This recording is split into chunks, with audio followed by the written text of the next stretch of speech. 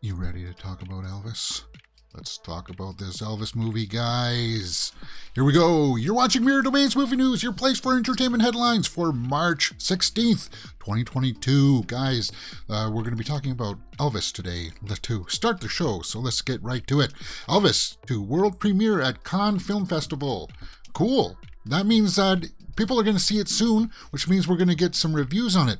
Now, are you excited for this Elvis movie, guys? The trailer really resonated with a lot of people, and this guy, he looks like this Austin Butler. Looks like he's going to just knock it out of the park with this role. And the trailer made me really excited. So, okay, the movie is set to premiere June 24th this year. So, Cannes is before that. And Cannes comes out in May. So, guys, that's just around the corner. Cannes takes place May 17th to the 28th. Says right there. And, of course, you know, they have a new sponsor with TikTok. So we're going to see a lot of clips and such coming out from that. So around mid-May, Elvis is going to debut. And we're going to get our first reviews and feeling for it, if it's going to really resonate with the fans. What do you guys think about that? Let me know in the comments below. Are you excited for Elvis? Because I am. Okay, guys, you're watching Mirror Domains Movie News, your place for entertainment headlines. If you are watching us live, then we can talk in the live chat. And if you're watching us afterwards, you can take a look at these topics that will be listed in time codes in the description and comment section below. But we actually do talk about the movie news headlines. Top Gun Maverick is going to debut at Cannes, which is cool too. The Batman is going to be releasing in China to, well, it may bomb in China actually. And we'll talk about that. Nicolas Cage says that he'd like to throw in his hat and be a Batman villain. Okay, well, we'll talk about that. Mark Hamill weighs in about the new Luke Skywalker scene in the Obi-Wan series. Castian Andor series apparently is going to get a release date. Dune Part 2, the script is almost done. We got an announcement from Denis Villeneuve himself. The Adam Project debuted really well on Netflix. We'll talk about that. And a Wonder Woman cameo in Shazam 2? Oh, really? And we'll take a look at some various headlines as well and round out the show looking at some trailers. Mike Myers has a new trailer out. And so does Liam Neeson in a new action movie where he takes down the bad guys. Yeah, we've seen all that before. Now, if you're in the live chat, hello. Fuzz says, hey. And I love talking with you guys in the live chat always. I'll try to do it in between the stories, and let's get right back into it. Let's talk about Top Gun Maverick, because that's also going to debut at the Cannes Film Festival. And yeah, cool. So once again, we're going to get some early reviews for it. Now, this movie was delayed for the longest of times, and I am still looking forward to it because of the cast. But yeah, Top Gun is going to release at Cannes nearly 30 years after its release. Wow, okay, wait a minute. May 27th is when it comes out in theaters, so it's going to get like a week before in Cannes. So Top Gun comes out in May, so it's really not that much of a big difference. I didn't think that warranted a huge long spiel for me. I'm still looking forward to it, but so we got Elvis at Cannes and we got Top Gun Maverick at Cannes. Okay, so there you go. Top Gun uses zero CGI. I heard that, and those flying sequences. Apparently, he did learn to fly, so that's awesome. Tom Cruise always pushes himself to the limits to give us the entertainment, especially in like Mission Impossible. He just and that really shows. That really pays off well for the camera and us as the audience, that he's really going to those limits. That's awesome. That's why, say what you will about his personal life, I still think that Tom Cruise is awesome. Really, really awesome. Okay, what's not awesome? What's not all that awesome is that the Batman is going to open up in China, and apparently it's not going to have a good run, guys. It's not going to have a good run. The Batman headed for weak China opening amid COVID outbreaks. Oh, I just said that bad word. Hopefully this video doesn't get flagged. Cinema closure. So, okay. Well, you know what? the one thing that Spider-Man No Way Home has proved to us is that you don't need China to make $1 billion. It just helps. Helps a lot. And China really needs to get their act together by letting in some of these movies because they're missing out on a lot of cheddar. So it was projected to have around a $30 million opening there in China, but that's going to be cut in half now, 15 to 20 million, down from the earlier projections. So 15 million to 20 million for the Batman in China? Man, that's awful. That's not good. That's just bad. And I like the Batman, guys. I really like the Batman, but the China numbers, everybody thinks that you need China to succeed. But as I said before, Spider-Man No Way Home really proved that you don't need those numbers to say that to make the $1 billion. Yeah, and you say, well, that sucks. Yeah, that sucks. But you know what sucks? Is that Morbius IMAX poster. That sucks. This poster came out the other day, and I'm going to rag on it all day. What the hell is this, guys? Ooh, I used a cursive word there, guys. IMAX, Morbius. That poster is just awful. I don't know what were you thinking when you came up with this. This is just bad marketing, guys. Morbius poster, what do you think? Let me know in the comments below. But still talking about the Batman, Nicolas Cage has weighed in, saying that he wants to be a Batman villain in a sequel, a terrifying villain. Cool. Is he going to be up for the Mr. Freeze role? That would be interesting. Oh, actually, that would be interesting. No, he's not going to be. He's down for Egghead. Egghead. He wants to be Egghead in the Batman, in Matt Reeves' The Batman universe. What? Well, who's this Egghead? Played by Vincent Price in the Adam West Batman. Oh, can you see Nicolas Cage doing this? I can, actually. I can see Nicolas Cage coming out and playing Egghead. But I think that would detract from the seriousness of it all. That just, Nicolas Cage as the Batman villain Egghead. Terrifying villain. What do you think? I mean, you've seen worse things. You've seen worse things out there. I just had to tie that in because I thought it was a fun little headline. What do you guys think? Let me know in the comments below.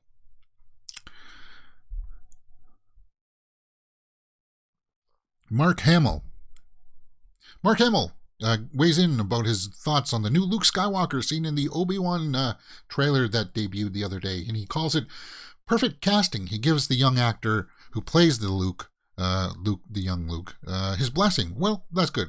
Mark Hamill has always been a class act. He's always been a true mensch, and that's great. This Grant Feely is going to be playing the young Luke, and we've seen him in the teaser just on top of the hut there, playing some sort of fantasy game in his head, flying starships and such. So I felt like that was cool, and it's always great. So who's this Feely guy?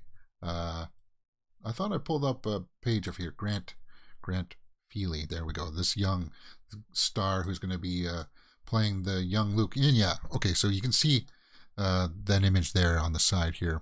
That's from the trailer. So Mark Hamill gives his blessing. Obviously, we're not going to see too much of the young Luke in this because it's going to be all about Obi-Wan taking on the infiltrators. And you know what? This may be the only scene that we actually do see the young Luke. But apparently we're also going to see the young Leia too in this. The Obi-Wan teaser. Mark Hamill gives his blessing. Guys, what do you think about that? That's cool. That's awesome. That's really awesome. Glass Viking says in the live chat, Nicolas Cage is a big comic book fan, but this would be the campiest role that wouldn't suit the modern take on the Batman and antagonist. Yeah, Egghead in the new Batman. No, yeah, I'm not seeing it, guys. I don't see it.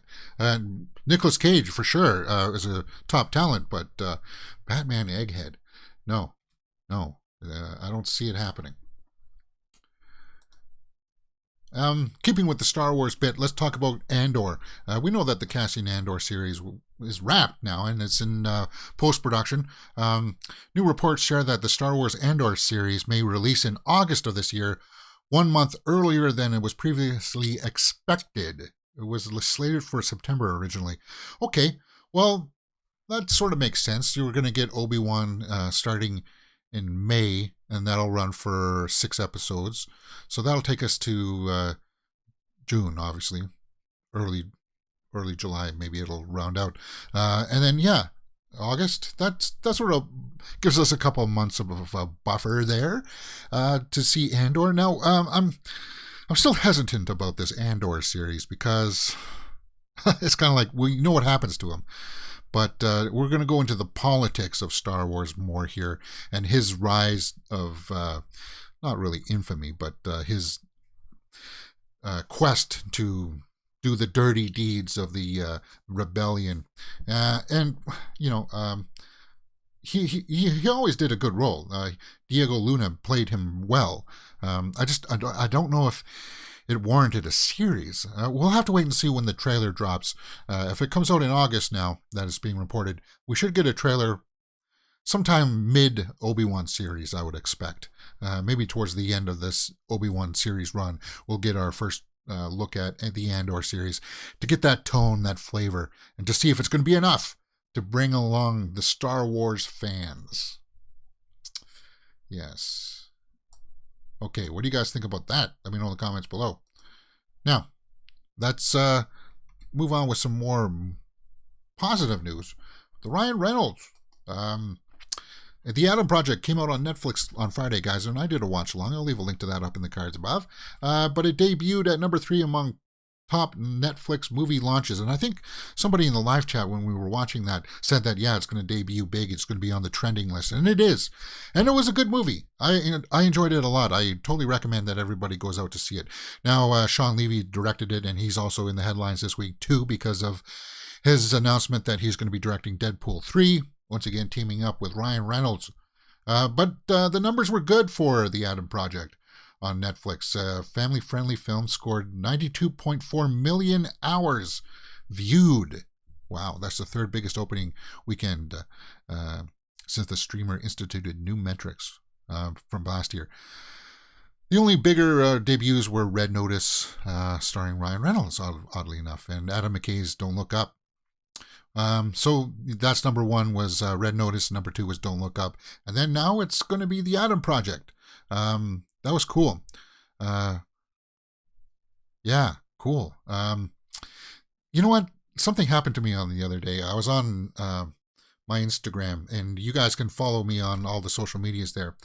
One of the actresses who I follow, Lucy Guest, came and sent me a DM and chatted with me for a bit, and that was kind of cool. At least I think it was her. You never know if it's one of those fan accounts, but it seemed legit. Lucy Guest did appear in The Adam Project, sort of, and she's a really real cool actress. I saw her in Hypnotic. That's on Netflix right now, also. But she played the young body double of Saurian. So Catherine Keener, the older who plays the bad guy in it, has a younger version of herself because it's a time travel movie, guys. And this Lucy Guest played the body double for her because they put the de-aging technology on her. And I had a chat with her about that. At least I think it was her. I hope it was her. It was cool that she mentioned me on her Instagram page. I totally recommend going out and checking out her work. She does a lot of cool stuff. She says here in the description that she's a director too. She did a few shorts on YouTube, so go check her out. She's cool. And I just wanted to tie that in with the Adam Project. It's cool, man. I'm gonna have to go out and check out those scenes again because I really like the Adam Project, and I totally recommend that you guys go and check that out too. What do you guys think about that? Let me know in the comments below, and we'll talk about it. Okay, Fuzz says that he watched the Adam Project with me last Friday. Yes, he did. That was cool.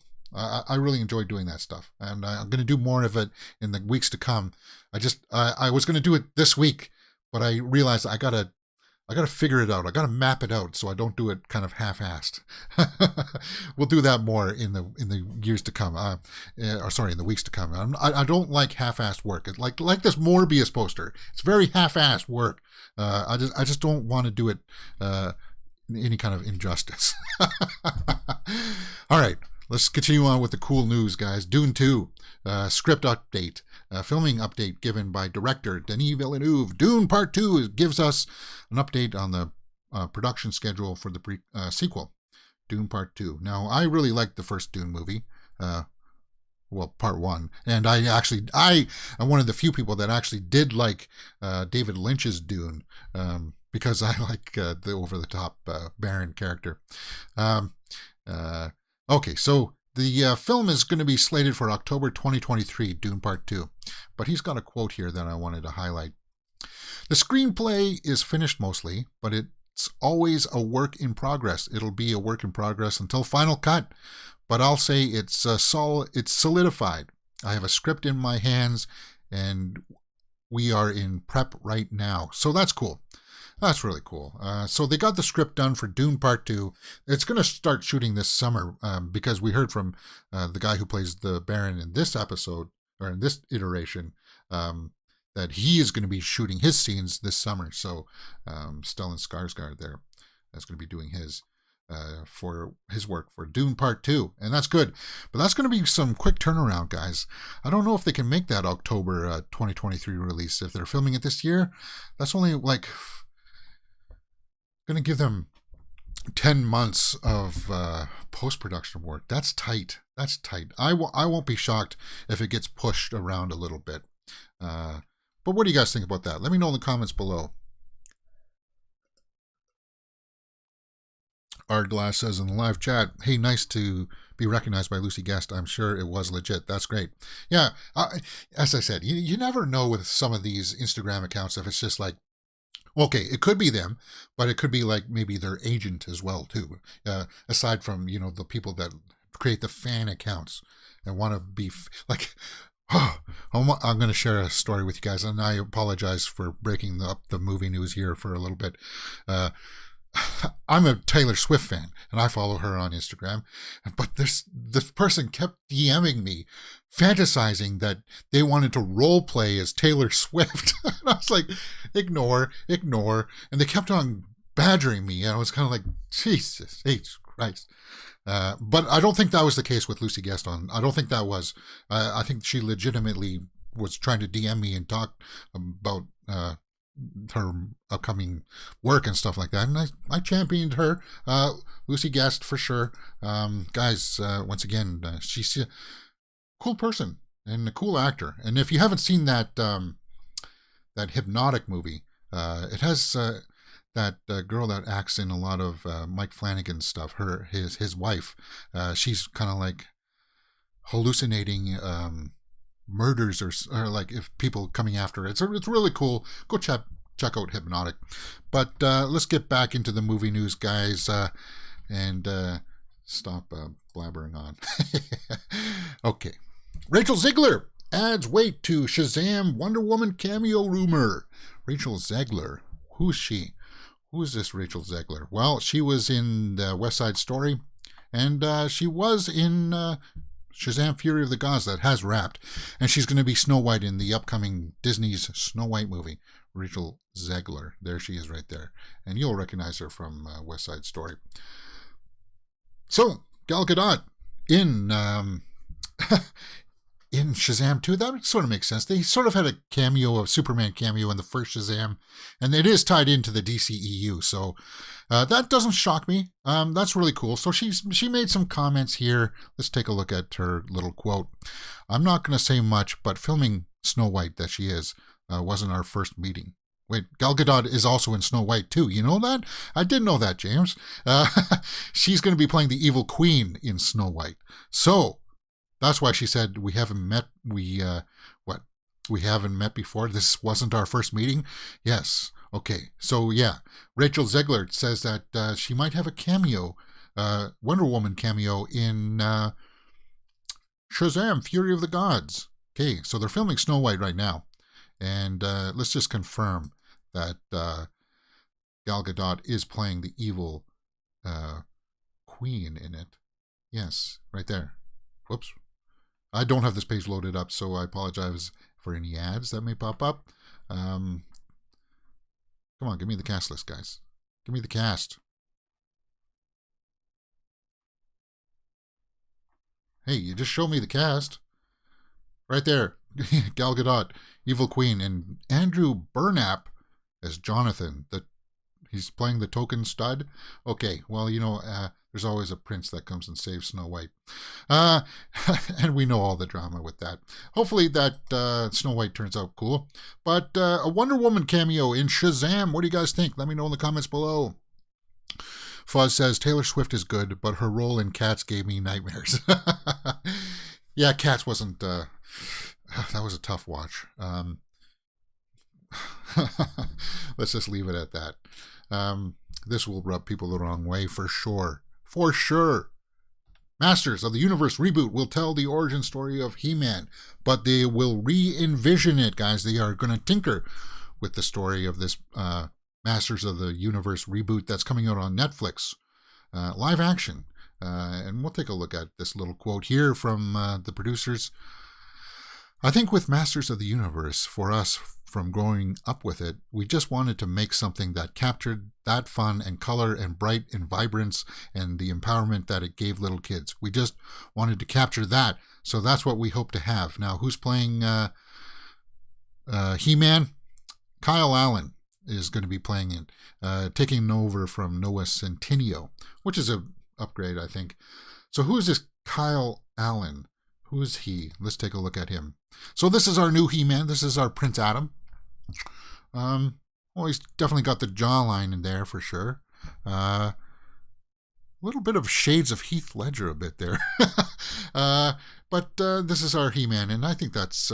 he worked with... that's right, he did work with Joey King in that... what was it? Kissing Booth or something?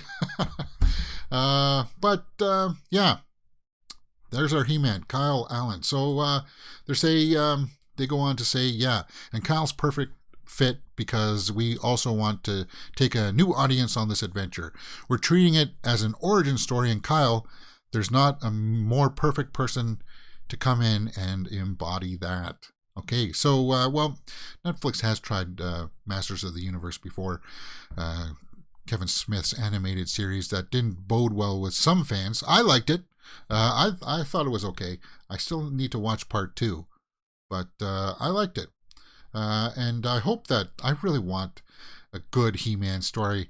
It's simple. It's a simple bad guys versus good guys kind of storyline. And if they can just try to not bring in like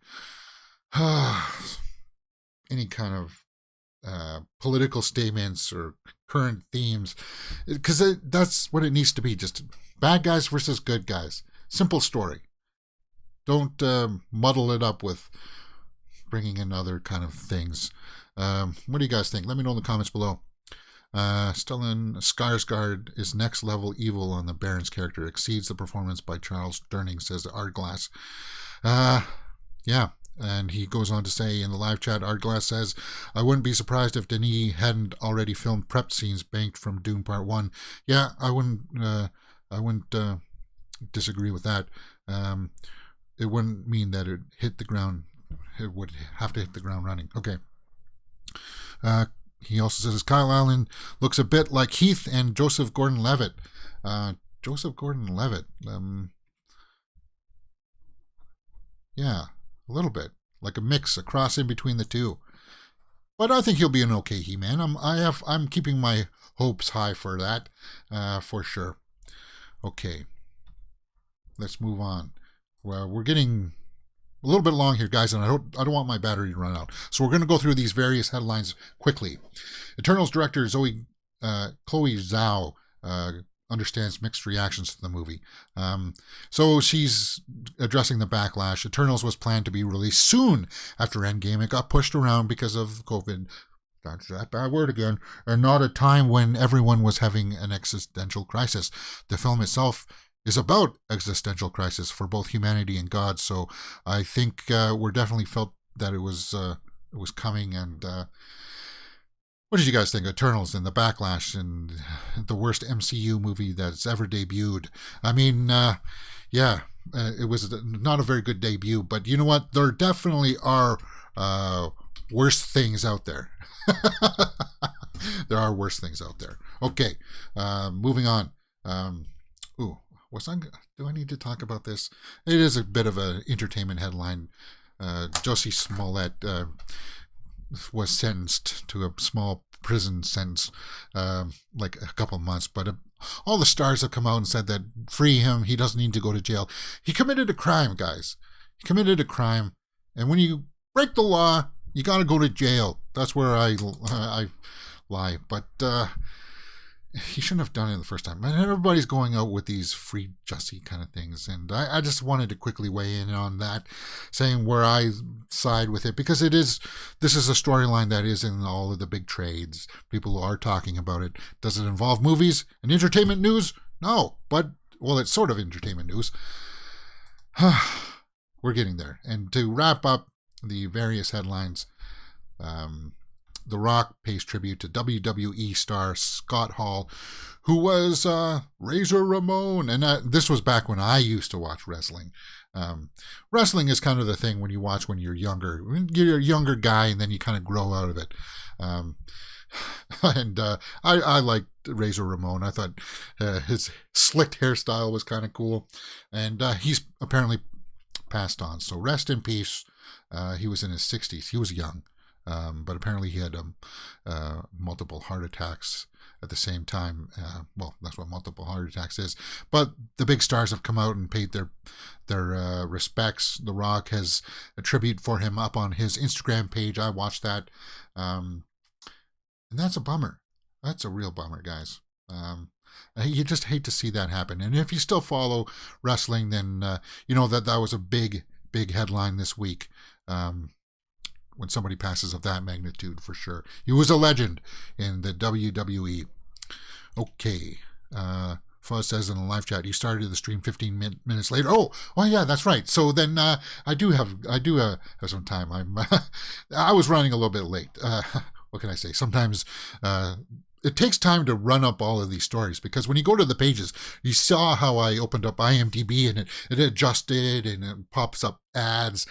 Going to some of the sites, you got to wait for the ads to go away so you can shut down the running ads that keep on popping up.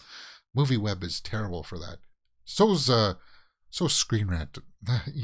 Sometimes they'll have these fickle little ads that show up in the bottoms of the screens that not even I can go around and stop all of them. You can see one of them here on the side down here. But yeah. Okay, so some trailers dropped. Which one are we going to talk about first? Let's talk about the Mike Myers one. Let's talk about the Mike Myers trailer. Whoops. That dropped. Okay. I'm not going to do a trailer reaction for it. It looks like it's a comedy series. It's called The Pentaverate. It's a series that's going to debut on Netflix. And let's take a look at some of the screenshots. He's going to be playing multiple characters. We know Mike Myers likes to dress up and play these different oddball characters. And it looks like it's like a throwback to those like Flash Gordon-esque Zardos type movies or series where they have got these far out ideas, very psychedelic. And we know that from his Austin Powers days, that he likes to do these kind of throwback things. And I watched the trailer, guys, The Pentaverate, from the mind of Mike Myers. Sorry, I gotta mute the sound. He plays all these weird little characters, and that's cool. It's good to see him working again, because he was dispirited after a while, after The Love Guru came out and people hated it. But I like Mike Myers. He's from Scarborough, which is just around the Toronto area. It's close to where I live, so in the well, not really in the neighborhood, but, you know, I'm an arm's reach away from Toronto, so there we go. What do you guys, I like the trailer. As I said, it was a little bit psychedelic, and he definitely has that, those characters, those funny characters. The Pentaverate, Mike Myers. And that's going up. So that's a comedy series on Netflix.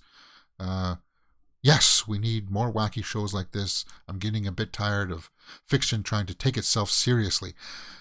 And yes, seriously. That's something that's going to really burn out with people. Is everything has to be so dark and grim, and it's got to be realistic.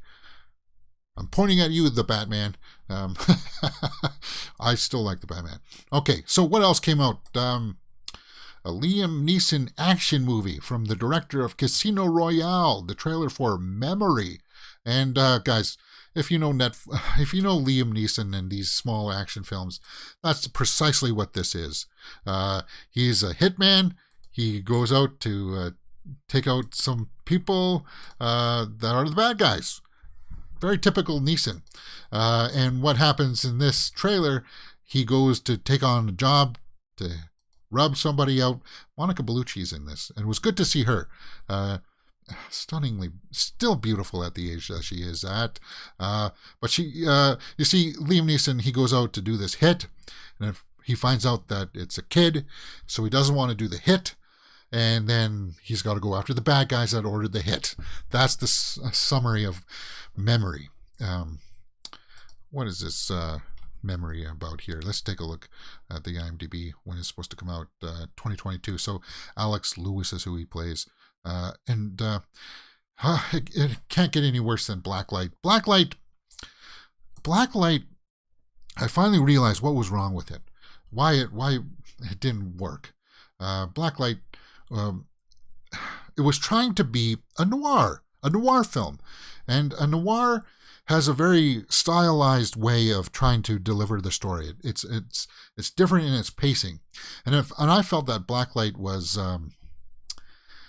trying to do that, but it felt like the directors were told to not make it like a noir, but to make it more like a Taken action movie, and that's why Blacklight failed. That's why it failed. But this Memory movie, let's take a look at that page right now. This Memory, maybe we can pull up a synopsis for it. Okay, you're not going to play ball with me, IMDb.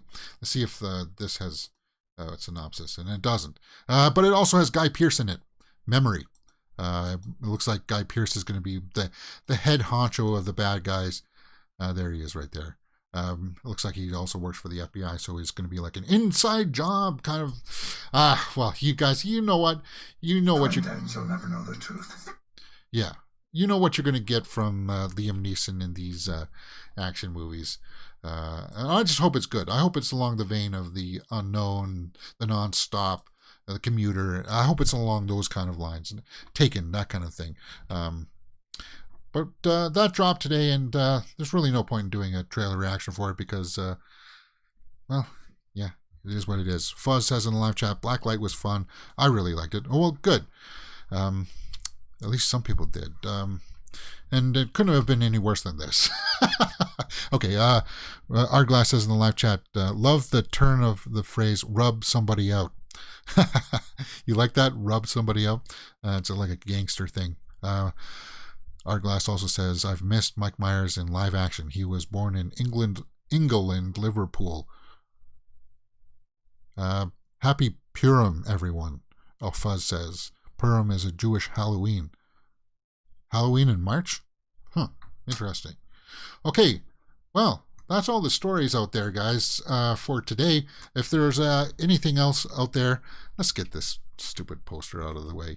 If there's anything out there that you guys want me to check out, let me know in the comments below, and I will always try to get out and talk with you guys. I guess we got a little bit of time here before the end of the show. I'll just take a quick glance at the Twitter roundup, see on what's going on out there in the Twitterverse. Ooh, Alexander Daddario will star in AMC series Mayfair Witches, based on Anne Rice's novels? Cool. Daddario will play Rowan, a brilliant doctor. Well, you can't go wrong with Daddario. She's awesome in everything that she does. I think she's fantastic. And that's somebody I follow on Instagram as well. And she does like these vlogs on YouTube of her and her friends. She's real fun. She's great. Cool. That's great news. Renate. I don't know what the heck that is. Alexander Skarsgård. Oh, so he's going to be in the Northman, and he's ripped. So there's him working out, showing off his ripped abs that we're all envious of. But the Northman is something that I'm really looking forward to. It looks like he's going to scale the wall there. Cool. That's cool. Deep Water, Ben Affleck and Ana de Armas debuts. It was a streaming movie, guys, so it was on Hulu, I believe. 45% Rotten Tomatoes. It's like she's an abusive partner that like just wants money and does all of this stuff, and they got secrets on each other. I think they try to blackmail some people together, and it's just the trailer looked not that good. And the fact that Ben Affleck and her were an item for a short while and then are not now anymore because he's back with J-Lo. That needed to just, it's going to go away. Not many people are going to talk about it. Ooh, Taylor Swift and Dylan O'Brien was her first choice for All Too Well. So that was a music video, right? All Too Well that she did. Cool. And had that girl from Stranger Things in it too. Cool. Well, I always like a Taylor Swift headline. Can't go wrong with that. Dylan O'Brien is obsessed with Vanderpump Rules. Okay. Huh, guys, you're killing me here with the Dylan O'Brien stuff. Okay, there we go. Nicolas Cage, Egghead in the Batman. Okay, so that's a familiar storyline. Jenna Ortega names Insidious, Halloween, and Prom Night as her favorite horror movies. Those are some good picks. Prom Night. I need to revisit Prom Night. I really do. Ariana DeBose. Ariana DeBose is probably going to win for Best Supporting Actress in the Oscars, I think. I think she will. And I was kind of rooting for Kirsten Dunst. But all these other award shows have awarded her, so we'll see how that goes. I think that's where we'll end it out today, guys. It's Wednesday, and pay attention tonight because we're going to do our Survivor watch-along. Episode 2 of Survivor Season 42 drops. I'll be doing a watch-along for that. Foz says tomorrow MLB, first day of spring training, and that's cool, yeah. Grapefruit League, televised, starts Friday. So, yeah, that's cool, man.